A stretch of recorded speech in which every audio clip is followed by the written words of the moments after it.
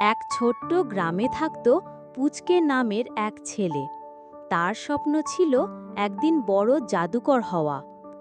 একদিন গ্রামের এক বৃদ্ধ জাদুকর তাকে ডেকে বলল, এই বইটি নাও, এখানে আছে সব জাদুর রহস্য।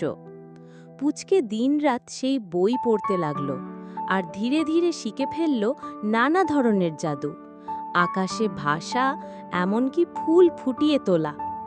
কিন্তু একদিন এক ভয়ঙ্কর দানব গ্রামের দিকে এগিয়ে এলো।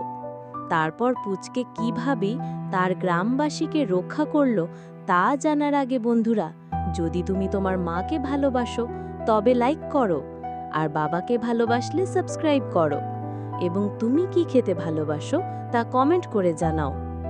পুচকে ভয় না পেয়ে জাদুর মন্ত্র পাঠ করল। চোখের পলকে দানবটি ধোঁয়ায় মিলিয়ে গেল। গ্রামবাসী উল্লাসে পুচকেকে জড়িয়ে ধরল।